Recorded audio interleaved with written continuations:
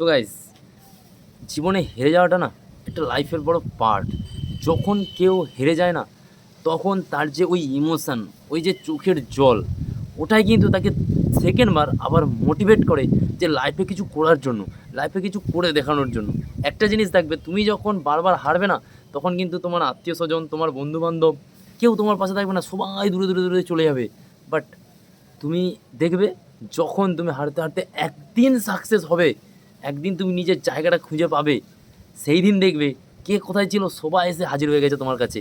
যে কেউ এসে বলবে যে তোকে আমি পরীক্ষার সময় একটা নোট দিতাম না, তোকে আমি পরীক্ষার সময় এই যা সাহায্য করেছিলাম না, তুই তো আমার বন্ধু না, চল কাঁধে হাত মিলিয়ে এক এক জায়গায় যাই, এটা যাই, এখানে যাই, ওখানে যাই।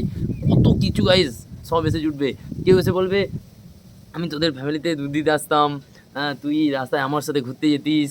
কেউ এসে বলবে যে বিশাল কিছু ব্যাপার, হ্যাঁ চল আমি এটা করতাম, আমরা এটা করতাম একসাথে, এবার থেকে ভালোভাবে থাকবো, এবার সাথে ভালোভাবে মিশবো।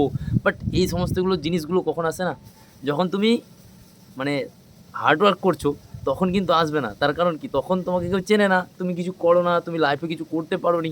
বাট যখন করে বলবে, তখন এই সমস্ত জিনিসগুলো দেখবে আসবে। বাট এটা হচ্ছে আসল কারণ, যখন তোমার দুঃখ কষ্ট টাইম আসবে না, তুমি যখন স্ট্রাগল করবে না, তোমার পাশে দাঁড়ানোর জন্য কাউকে খুঁজে পাবে না। বাট একটা সাকসেসের জায়গা যখনই তৈরি করে বলবে না, পাশে দাঁড়ানোর লোকের অভাব হবে না গাইস। এটা হচ্ছে আজকের দিনের যুগ বা আজকের দিনের দুনিয়া। তো ভালোভাবে নিজেকে তৈরি করো, আর নিজের পায়ে দাঁড়াতে শেখো, যাতে না কাউকে বলতে হয় যে এই ছেলেটা কিছু করছে না, এই ছেলেটা বেকার।